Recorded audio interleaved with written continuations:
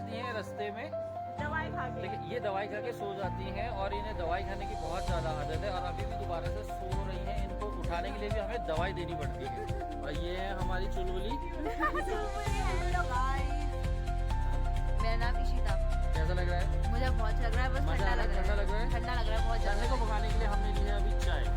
और ये हमारे यंगेस्ट मज़ेदार एक चुलबुले से लड़के, इनका नाम है दिव्यांशु। दिव्यांशु ने ही ये सारा ट्रिप अरेंजमेंट किया है हिमालय टूर एंड ट्रैवल्स के लिए। इनकी ऑनर पीछे बैठी हैं, ये ज़्यादा बात नहीं करती हैं, इन्हें शर्म आती है बात करने में, इसलिए अभी हम चाय पीते हैं और फिर लेके चलते हैं आपको नेक्स्ट आगे। चाय पी लो गाइस।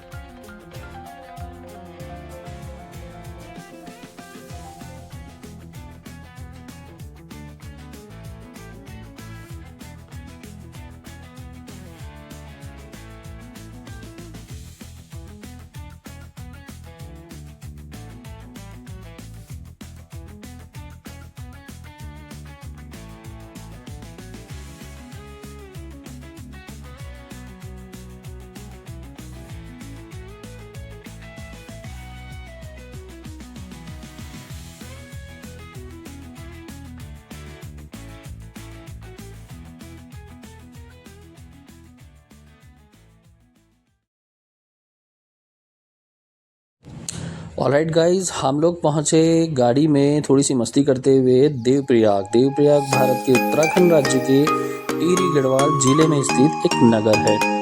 ये पंचप्रयाग में से एक है और यहाँ अलकनंदा नदी का भागीरथी नदी से संगम होता है। इस संगम के आगे यह एक संयुक्त नदी गंगा कहलाती है।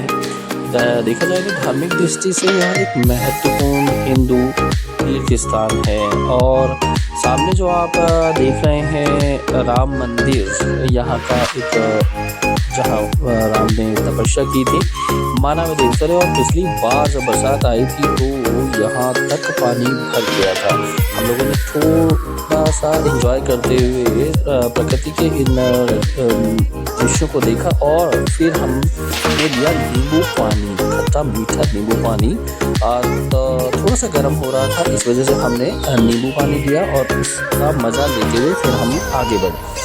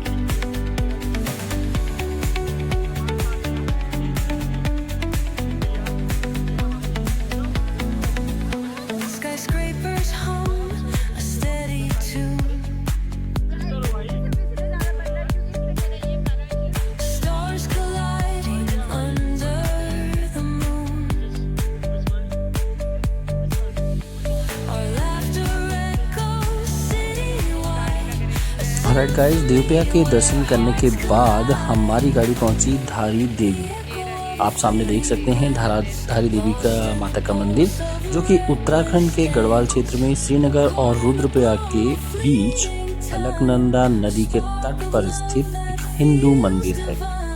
मंदिर में देवी धारी की मूर्ति का ऊपरी आधा भाग स्थित है, जबकि मूर्ति का निचला आधा हिस्सा काली मठ में स्थित है, जहां उन्हें देवी काली के रूप में पूजा जाता है। हम लोगों ने थोड़ा सा बाजार घूमा और माता के दर्शन करे और उनका आशीर्वाद लिया और फिर हम आगे बढ़ गए।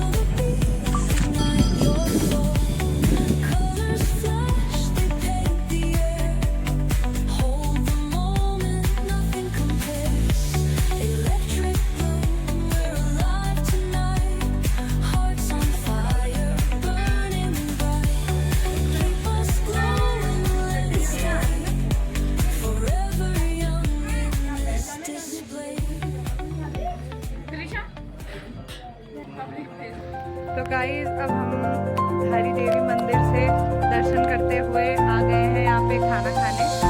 और सभी मतलब सब कुछ ना कुछ खा रहे थे, बट एक दो लोग ऐसे भी थे जिन्होंने सुबह से कुछ नहीं खाया था। तो ये हम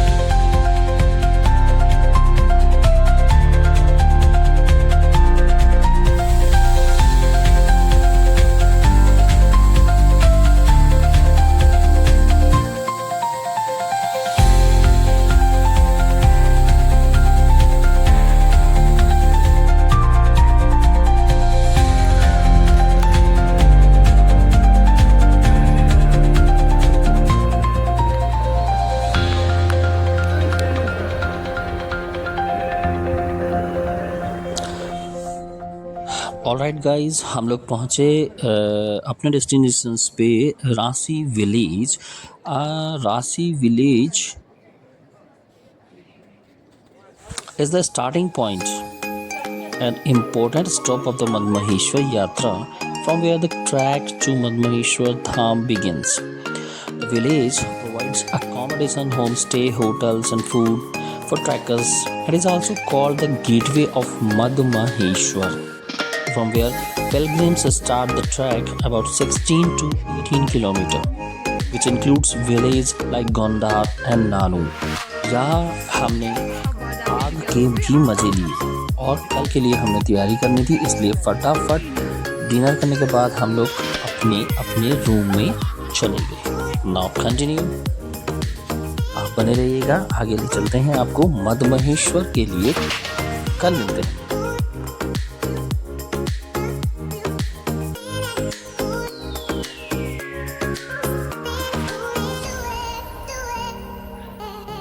गाइस जल्दी से कौन कौन रिजवान जी स्टार्ट 1 2 3 4 यार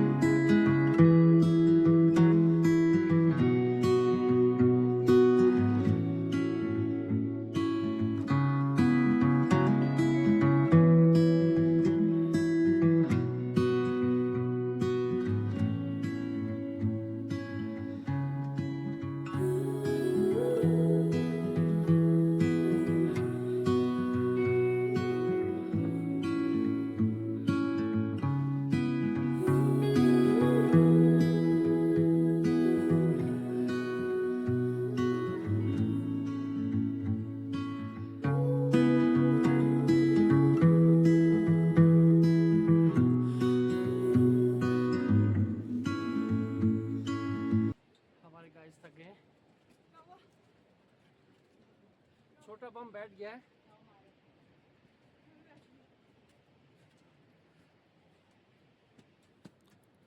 हाय गाइस, से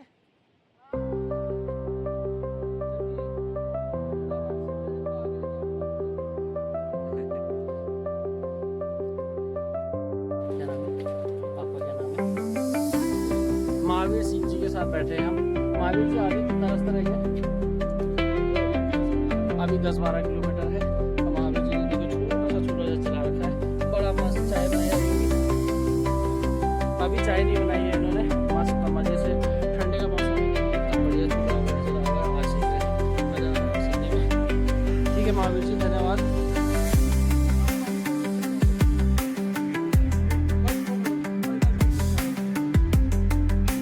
गाइस सारे थक गए हैं, हमारे ब्लॉगर्स पानी भर के रखा हुआ, थोड़ा सा रेस्ट लेते हुए भाई लोग। ये देखो छोटा बम हमारा थोड़ा पानी पिया है और ये बाल बनाते हुए। गाइस कैसा लग रहा है? मजा आ रहा है करते? अभी किसी की आवाज़ नहीं है, अभी स्टार्टिंग तो वार्म अप है। 12-13 किलोमीटर चलना है।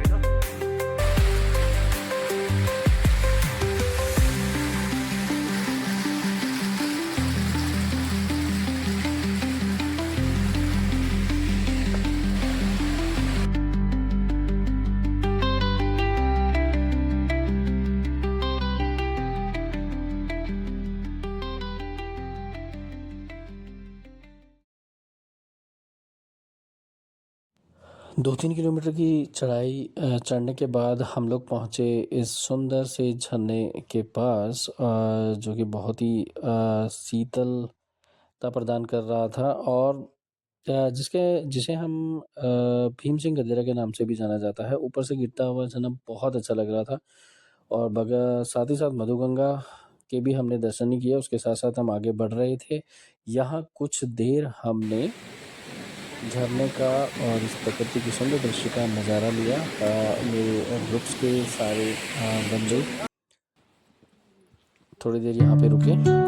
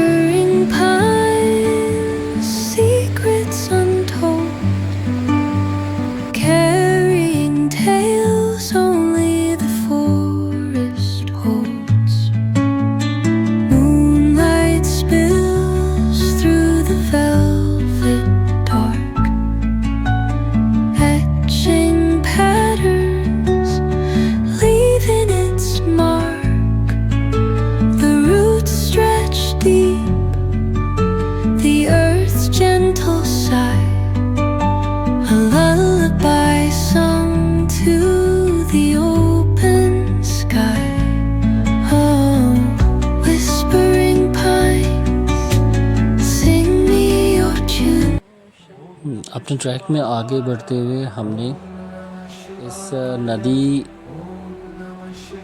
के ऊपर बने लकड़ी की ब्रिज पर थोड़ी सी सेल्फी ली और इस सुंदर दृश्य का नज़ारा लेते हुए हम आगे बढ़ते हुए आखिरकार पहुँचे 7 किलोमीटर की चढ़ाई और अपने ट्रैक को पूरा करने के बाद गोंदार पे।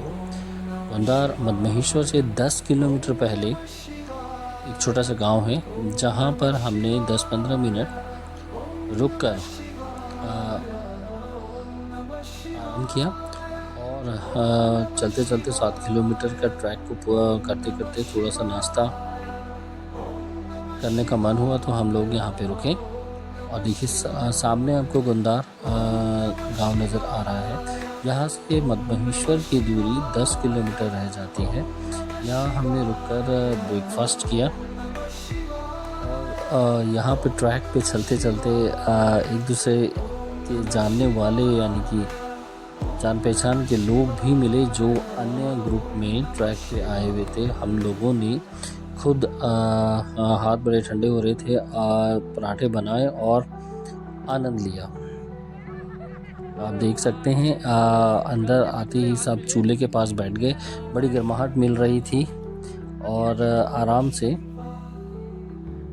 गप्पे मारते हुए हमने ब्रेकफास्ट किया और 15-20 मिनट यहाँ रुककर हम फिर आगे बढ़े।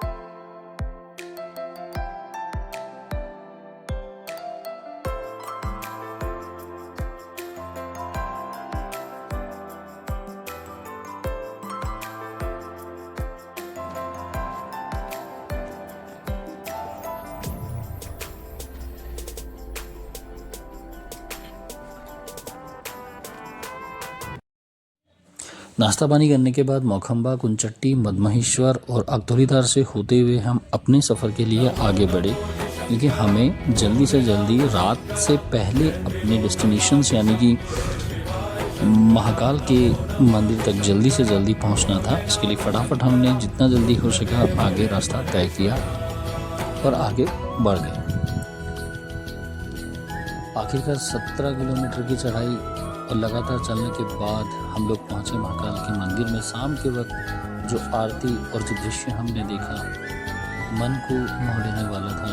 सारी थकान और जो शांति प्राप्त हुई वो शायद शब्दों में बयां करना मुश्किल है। बहुत ही सुंदर दृश्य नज़र आ रहा था। हम लोग शाम को आरती में खड़े हुए और महाकाल का आशीर्वाद लेकर हम अपने रूम में, जो कि शेयरिंग रूम था, हम चले गए। वहाँ हमने आराम किया क्योंकि सुबह हमने मंदिर के पुनः दर्शन करने थे और बूढ़े मदमहेश्वर का भी दर्शन करने थे, जिसके लिए हमें प्रिपेयर होना था, जो 1 किलोमीटर की खड़ी चढ़ाई थी। सुबह उठते ही महादेव के दर्शन किए और जो नज़ारा सामने था, उत्तराखंड के शांत, पवित्र और बर्फीली वादियों में स्थित यह मंदिर न केवल एक तीर्थ स्थल के बल्कि आस्था तथा और प्रकृति की दिव्यता का जीवन संगम है। गढ़वाल हिमालय की गोद में रुद्रप्रयाग जिले के एक छोटे से गांव गोंडान में लगभग 11,783 फीट की ऊंचाई पर स्थित यह मंदिर भगवान शिव को समर्पित है। यह मंदिर एक केदार के पवित्र तीर्थ सर्किट का हिस्सा है। 5 स्थान जहां शिव के विभिन्न अंगों की पूजा की जाती है। इस सर्किट में अन्य मंदिर हैं केदारनाथ, तुंगनाथ, रुद्रनाथ और कल्पेश। परंपरा के अनुसार भक्त पहले केदारनाथ से यात्रा शुरू करते हैं, फिर तुंगनाथ, रुद्रनाथ और उसके बाद मदमहेश्वर की ओर बढ़ते हैं। कल्पेश्वर इस यात्रा की अंतिम कड़ी होता है। हमने बूढ़ा कद मदमहेश्वर के भी दर्शन किए। बड़ा ही सुंदर दृश्य था, मन को बहुत शांति मिली और थोड़ा सा वक्त बिताया। मदमहेश्वर में भगवान शिव की नाभि या मध्य भाग की पूजा की जाती है, मैं आपको बता दूं। इसी कारण इसे मध्यम प्लस मदहेश्वर कहा जाता है। यह शिव का वह रूप है जो न केवल आध्यात्मिक ऊर्जा का केंद्र है, बल्कि शरीर और आत्मा के संतुलन का प्रतीक भी है। इन सुंदर नज़ारों को देखकर मन को जो शांति मिल रही थी वो शब्दों में बयान करना मुश्किल है। ऐसा माना जाता है कि महाभारत के वीर पात्र पांडव ने इस मंदिर का निर्माण किया था जब वे अपने कृत्यों के प्रायश्चित हेतु शिव की खोज में निकले थे। केदारनाथ में शिव उनके सामने सीधे प्रकट नहीं हुए, बल्कि विभिन्न अंगों में विभाजित होकर विभिन्न स्थानों पर प्रकट हुए और उन्हीं स्थानों पर पंच केदार के मंदिर बने। यहाँ पहुँचने के लिए श्रद्धालुओं को लगभग 16 से 18 किलोमीटर की पैदल यात्रा करनी ही पड़ती है। यह यात्रा आमतौर पर रुद्रप्रयाग जिले के ऊखीमठ के पास स्थित रांसी गांव से शुरू होती है, जो मद्महेश्वर का बेस कैंप माना जाता है। कुछ लोग अकटोलीधार से भी चढ़ाई शुरू करते हैं। हालांकि रांसी का मार्ग अधिक लोकप्रिय और सुव्यवस्थित माना जाता है। प्रकृति के इन सुंदर नज़ारों को देखते हुए हमने बूढ़ा मद्महेश्वर के दर्शन किए। खिली धूप सामने नज़र आ रही थी और सामने ही बर्फ से ढकी चोटियाँ नज़र हमें आ रही थी। बहुत सारे सैलानी हमारे साथ में थे, बहुत सारे ग्रुप हम देख रहे थे। सब ने अपने अपने स्थान पर समय बिताया और अपने अपने तौर तरीक़ों से शिव के दर्शन किए और इन सुंदर नज़ारों को अपने लिए हमेशा के लिए अपने मोबाइल और जो भी उनके पास डिजिटल वस्तु थी उसमें कैद किया। बहुत अच्छा लग रहा था और मुझे उम्मीद है कि आप भी इस वीडियो को लाइक और सब्सक्राइब ज़रूर करें और हमारे चैनल से जुड़े रहें और हमारे हिमालयन टूर एंड ट्रैवल्स को मौका दें कि हम आपको एक अच्छे ट्रिप के साथ और आनंदमय सफ़र के साथ आपको भगवान शिव के दर्शन या मद्महेश्वर के दर्शन कराएं। चलिए देखते हैं आगे, आप देखते रहिए। हमने बहुत सारा समय यहाँ पे बिता के कम से कम आधा 1 घंटा हमने यहाँ पे बिताया। जाने का मन नहीं कर रहा था। आप हमारे चैनल्स में बने रहिएगा। आप देखिए सुंदर पहाड़ों का दृश्य हम लोग देखते ही मन को बड़ी शांति प्रतीत हो रही थी। ऊपर से नीचे जब हमने देखा तो मद्महेश्वर नीचे महादेव का मंदिर नज़र आ रहा था। फिर हम लोगों ने समय निकाला और यहाँ जाने के वक्त पे थोड़ा नीचे उतरे और फिर हमें वापस लौटना था। आप ज़रूर सब्सक्राइब ज़रूर करिएगा और हमारे बनाए हुए वीडियोस को लाइक ज़रूर करिएगा और ज्वाइन करिएगा हमारे हिमालयन टूर एंड ट्रैवल्स में। अगले दिन हमने ब्रेकफास्ट किया, महादेव को फिर से प्रणाम किया और अपने लिए आशीर्वाद मांगा और हम निकल पड़े वापस रांसी की ओर। धन्यवाद, थैंक यू।